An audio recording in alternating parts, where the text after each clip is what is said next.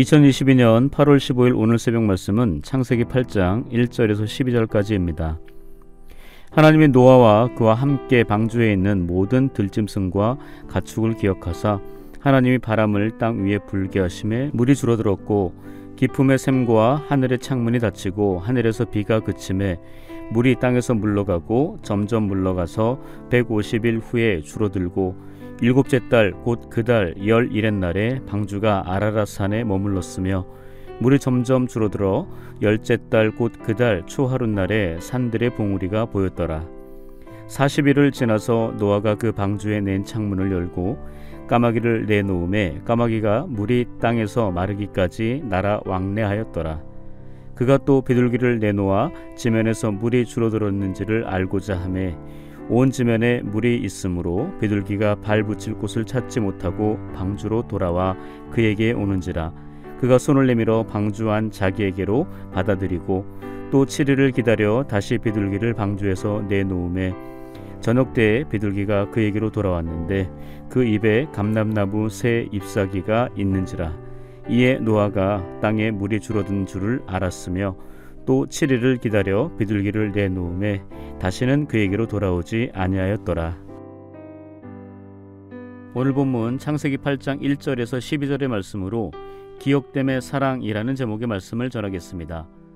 오늘 본문은 창조시대의 네 가지 사건, 즉 천지창조, 타락, 홍수, 바벨탑의 네 가지 사건 중 세 번째에 해당되는 홍수 사건 이야기입니다.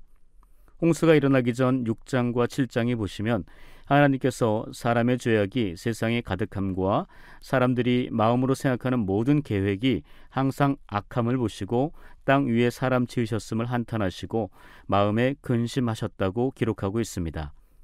그 후에 하나님께서 노아를 통해 방주를 만들게 하시고 노아를 포함한 가족 8명과 하나님께서 창조하신 모든 짐승들의 암수 한 쌍씩 방주로 들어간 이후 방주의 문이 닫히자 40주야 비가 쏟아져 홍수가 났습니다. 그로 인해 방주 밖에 있던 모든 생명은 죽고 방주 안에 있던 자들만 살아남게 되었습니다. 노아와 가족들 그리고 각종 동물들이 방주 안에서 살아남게 된 것은 노아 한 사람의 순종하는 믿음 때문이었음을 우리는 잊지 말아야 합니다. 창세기 6장 7절과 8절은 노아에 대해 이렇게 기록하고 있습니다. 내가 그것들을 지었음을 한탄함이니라 하시니라. 그러나 노아는 여호와께 은혜를 입었더라. 당시 노아 외에 모든 사람들이 그 행위가 매우 부패하고 그 포악함이 온 땅에 가득했다고 성경은 밝히고 있습니다. 그래서 하나님의 마음이 매우 불편하셨던 것입니다. 하지만 노아는 하나님께서 자기에게 명령하신 방주를 만들라는 명령 그대로 다 준행한 순종의 사람이었습니다. 이 모습에 대해 하나님께서 이렇게 평가하셨습니다. 이 세대에서 내가 내 앞에 의로움을 내가 보았음이니라.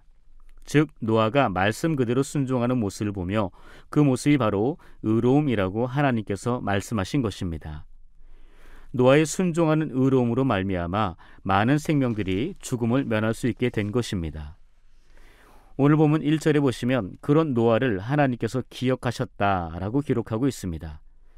그러나 하나님은 노아만 기억하신 것이 아니라 그 주변에 있던 사람들과 동물들까지도 기억하셨음을 알 수 있습니다. 다시 말해 하나님께 의롭다 인정받은 노아 한 사람으로 인해 그 주변에 있던 다른 생명들도 하나님께 기억되었다는 것입니다. 한 사람이 얼마나 중요한지 우리는 알 수 있습니다. 우리가 이런 한 사람이 되어야 합니다. 내 자신이 하나님 앞에 기억됨으로 말미암아 내 주변에 있는 다른 사람들도 하나님께 기억되게 하는 것입니다.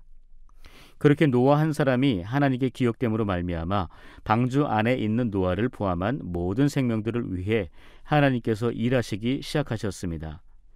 1절 하반부에 보시는 바와 같이 하나님이 바람을 땅 위에 불게 하심에 물이 줄어들었다라고 말씀하십니다. 만약 하나님께서 방주에 들어가 있던 노아와 그 생명들을 기억하지 않으셨다면 물이 땅에 넘침이 150일로 끝나지 않고 계속되었을 것입니다. 그러나 하나님께서는 의로운 노아를 잊지 않으셨습니다. 그것이 바로 노아를 향한 하나님의 사랑이었습니다. 그래서 땅 위에 바람을 불게 하셔서 물이 줄어들게 하셨습니다. 그리하여 방주가 아라랏산에 머물게 된 것입니다. 더 이상 방주의 움직임이 없자 노아가 지면에 물이 얼마나 줄어들었는지 알기 위해 지금까지 굳게 닫혔던 창문을 열고 까마귀와 비둘기를 방주 밖으로 내보냈습니다. 그때 비둘기가 감람나무 새 잎사귀를 물고 돌아온 것을 보고 이제는 땅에 충만했던 물이 많이 줄었다는 것을 알게 된 것입니다. 혹시 저희 교회 과거 로고를 기억하십니까? 아마도 우리 어르신들은 많이 아실 듯합니다.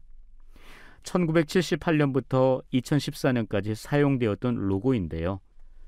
그 모양을 보시면 100원짜리 동전 같은 둥근 모양 한가운데 비둘기 한 마리가 잎사귀 하나를 물고 있는 그림의 로고였습니다. 아마도 이 로고의 배경이 오늘 본문 창세기 8장 11절이 아닌가 생각됩니다. 우리가 오늘 본문을 보면서 하나님의 기억하심이 얼마나 소중한지를 잊지 말아야 합니다. 하나님의 기억하심으로 말미암아 땅에 바람을 불게 하셔서 모든 것을 죽음으로 몰아갔던 물이 줄어들게 하셨다는 사실입니다. 지난 주간에 서울을 비롯한 수도권에 엄청난 양의 물폭탄이 쏟아져 소중한 생명들을 잃었고 많은 재산 피해를 보았습니다. 몇 시간밖에 되지 않은 짧은 시간 동안 퍼부은 물이었지만 그 위력은 대단했음을 보면서 노아 시대에 일어났던 홍수 사건이 가능하다는 것을 다시 한번 확인했고 그와 더불어 우리가 얼마나 연약한 존재인지와 창조주 하나님의 위대하심을 다시 한번 인정하게 되는 시간이었습니다. 그렇다면 하나님 앞에 의롭게 산 노아 한 사람으로 인해 그의 가족들 모두 죽음을 면하였고 그와 더불어 모든 짐승들이 살게 되었다는 것을 볼 때 우리가 하나님 앞에서 어떤 사람으로 살아가야 하는가를 다시 한번 생각해 보게 됩니다. 우리가 하나님 앞에서 의롭게 산다는 것, 그것은 바로 노아처럼 믿음으로 하나님의 말씀에 순종하는 것입니다. 하나님은 노아의 의로움을 기억하셨습니다. 다른 사람들은 죄악에 빠져 부패하고 타락했지만 노아는 그들과 노는 물이 달랐습니다. 대다수의 사람들이 추구하고 걸어가는 그 길을 걷지 않고 그와는 반대의 길, 소수가 가는 좁은 길을 걸어간 것입니다. 그 길은 하나님의 말씀에 믿음으로 순종하며 걸어가는 길이었습니다.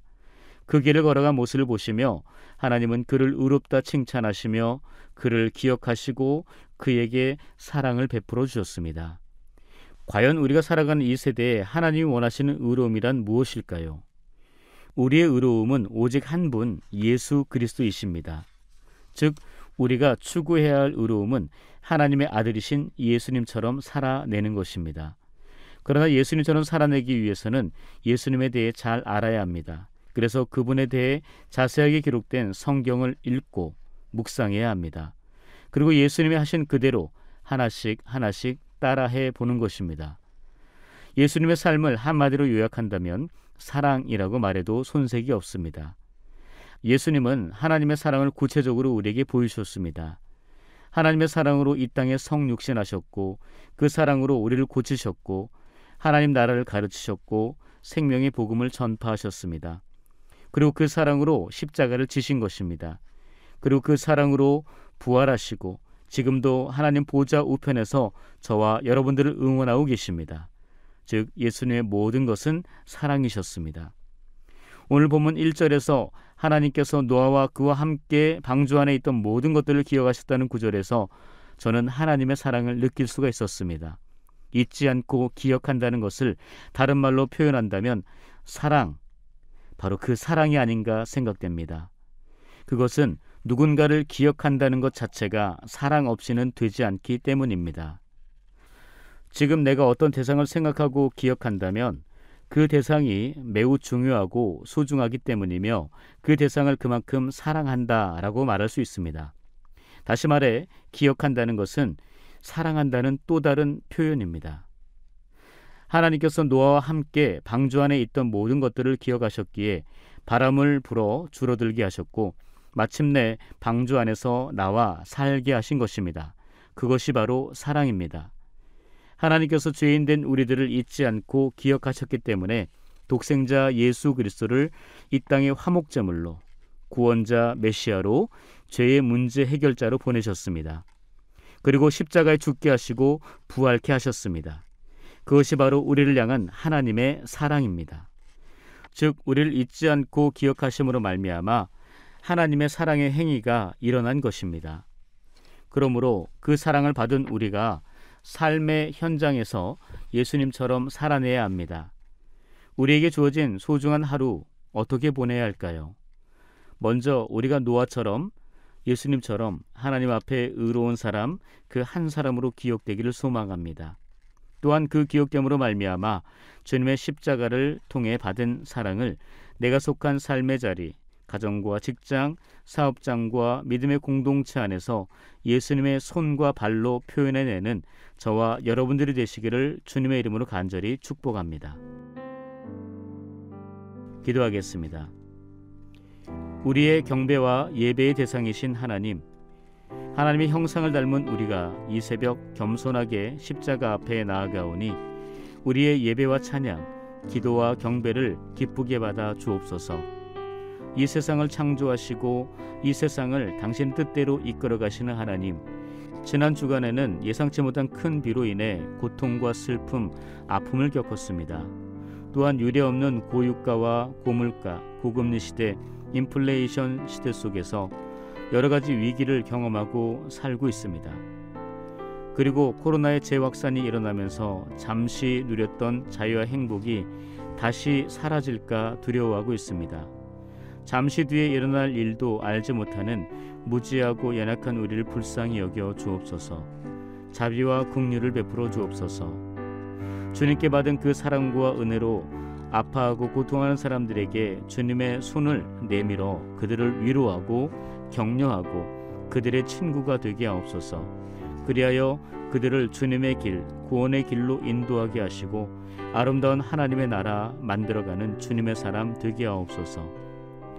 패역한 세상에 하나님의 거룩한 나라를 세우시기 위해 교회를 세우신 하나님, 우리 교회를 통해 위로가 필요한 이들에게 위로가, 사랑이 필요한 이들에게 사랑이, 물질의 복이 필요한 이들에게 물질의 복이, 육신의 치유가 필요한 이들에게 치유가, 패스와 합격, 진급과 체결이 필요한 이들에게는 그들이 원하는 축복이 오직 몸된 교회를 통해 얻게 하여 주옵소서.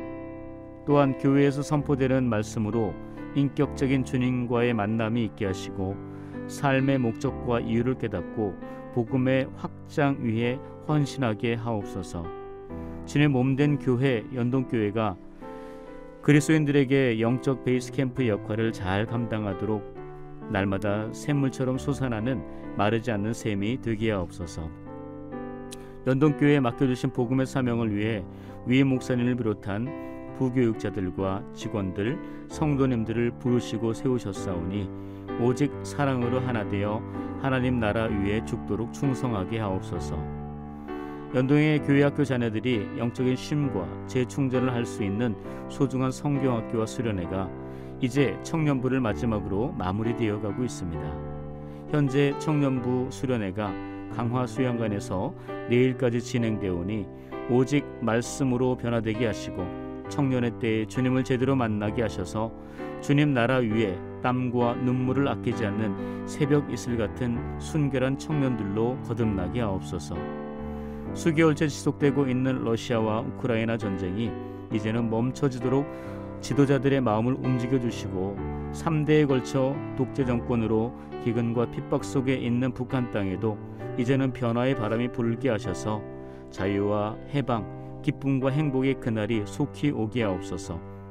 오늘도 말씀 앞에 섭니다. 사랑하는 주의 사람들에게 주의 음성을 듣게 하옵소서. 이 모든 간구 우리의 전부이신 예수님 이름으로 기도합니다. 아멘.